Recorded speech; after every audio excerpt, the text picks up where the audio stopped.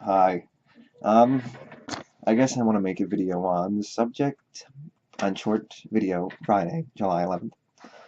Scared before and relief afterwards. You know that circumstance where you look back and you realize a decision you make, but then you realize it's one of those weird things where obviously it happened a certain way, but once you look at it, you're like, holy crap. It's sort of like sometimes you almost spill something, and it's like, holy crap, something could have gone so horribly wrong, right? Something could have gone so horribly wrong, and yet you saved it. So you saved the dish that had, say, Kool-Aid. You were taking the Petri dish over to the table, and there was a white floor, a white carpet below you, and it was an expensive dining hall or something, and you almost dropped it. You almost slipped on something. You almost thought, oh my goodness. And obviously beforehand, before it happens, you have no context. You can only think maybe that something bad could have happened. I'm like, you can have, okay, I need to be careful because I know there's a carpet here. I need to be careful. You can understand the implications. You can understand you have to be careful. You can project that idea. Um, but that doesn't mean the idea of relief necessarily comes into hand. You can say, okay, if this does happen, I know I'll be relieved. You can think of it intellectually like that. But once you realize it's a psychological phenomenon of relief, once it's already happened, you look at it and you say, okay, that was relieving, but then you look back and say, oh, I didn't even know that was going to be relieving until once it happened. I didn't get that satisfaction, and I think that's good proof enough that a lot of our satisfaction just comes from relief. And in many cases, it's many of those visceral reactions that makes it all the more noticeable. Once you almost you almost trip on the carpet, and you almost spill the petri dish or whatever filled with Kool-Aid or whatever it is, and you can have spilled it, and it can have caused a huge mess, and you could have gotten in trouble, and you understand all these implications.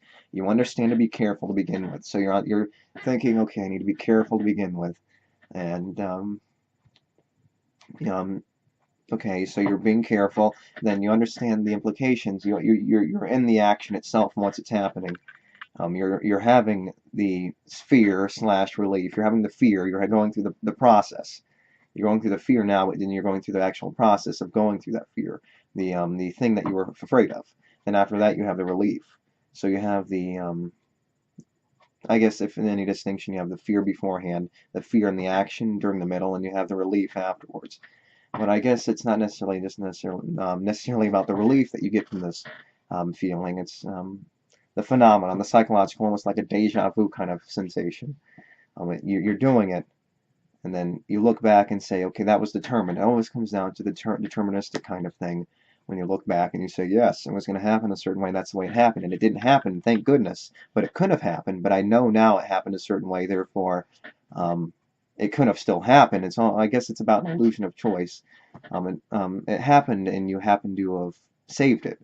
But that doesn't mean, I guess, it doesn't mean that it couldn't have happened when you were in the moment. And in the moment, it could have been either way. But once you look back, it's like, okay, obviously I prevented the action, and obviously there was nothing to be afraid of because it already happened. But it's also projecting to the future, right? And you don't know what's going to happen tomorrow. You always look back and you think about something horrible happens, I guess. You break your leg or something, and the night before, things were going so swell. You had a nice night out with your friends or whatever. I don't know, whatever example you want to use. Things were going well. You think about it. You think about, well, I wonder what's going to happen tomorrow. You don't think anything's happening because almost in your mind, in the back of your head, an illusion of positivity can be, flung into the future because you felt so good recently, and that's in many cases how it works. You think how things have gone negatively in the past. You're going to project that negativity is going to be more often the thing and the outcome in the future, as opposed to say something things have been going positively. You're going to more likely, at least psychologically feel, maybe not intellectually feel, but psychologically, in many cases, the psychologically part comes when it comes to feeling positive, because the negative is the default. And generally speaking, we most of the time, hope for the best but expect the worst or whatever it is. And so we're going to expect the worst but hope for the best. Our emotions are going to hope for the best, and when we're thinking positively, we're going to hope for the best and expect the worst intellectually, or at least understanding how things can possibly work out. Because when you expect the worst, at least when things turn out good, at least it's you already had the very worst possible outcome as your default expectation. Therefore, anything could have been positive. So, I mean, obviously, I think that's a good trick or a way of tricking yourself into thinking something's going to happen. But like I was mentioning, things, fool yourself, a psychological trick. But things have been going good, and like I mentioned, the projection, more things are going to be positive, generally speaking, but necessarily more often negative is going to always be the default thing, at least intellectually in the back of your mind. It's always going to be there, while the positive isn't always going to be there. When it comes to projection based on your previous experience. So things have been going good. Okay, so like I mentioned before, back to the main subject real quick. So yes, you have your leg broken. So your leg is broken, but now your leg is broken. But things have been going well. Then all of a sudden you think about what's going to happen in the future. You don't think about it. Things have been going so well until it happens, and I guess it's almost in a way opposite of what I was mentioning before. So now your leg is broken. You were viewing things yesterday as so fine and good, and all of a sudden something bad happens. And then you look back and say, well, the night before I wouldn't have expected that. Or you got a horrible, sickness or ailment. The night before things seemed so great, and it didn't, the psychological, smack hits you right then and there.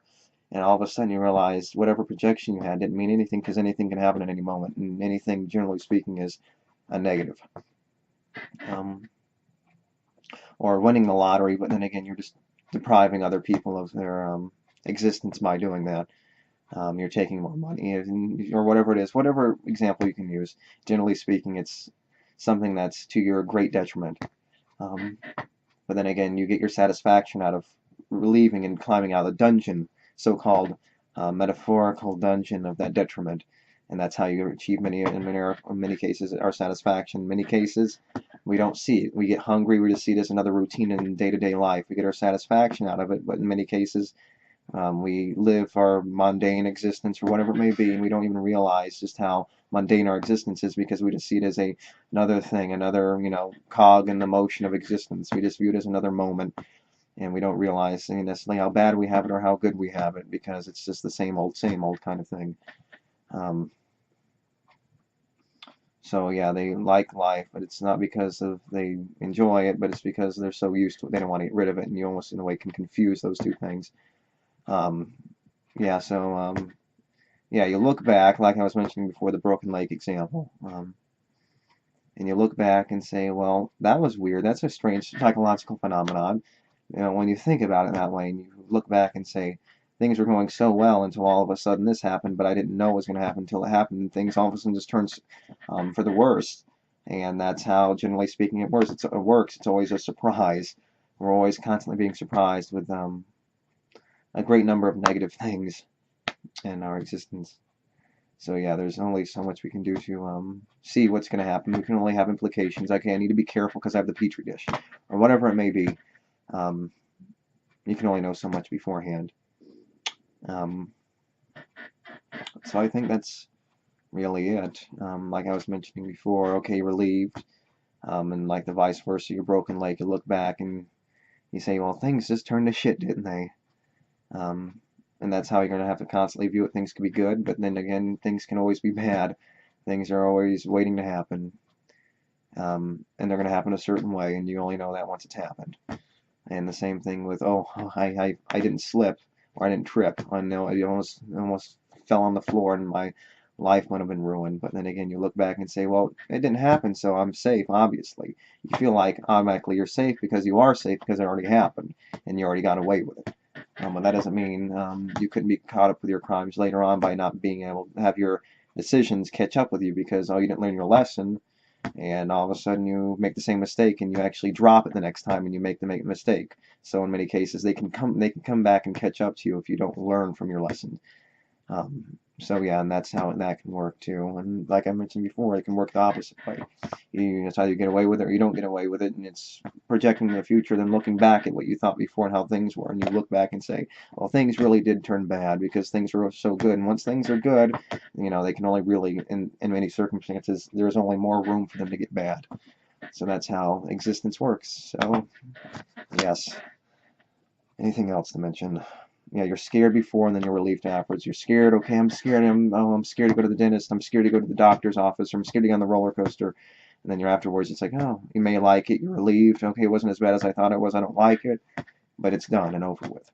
You're no longer having that on your mind as an extra weight on your mind, so now it's over. So yeah, I think that's all I need to mention. Let's make this under 10 minutes, right? So thank you, and until next time, bye.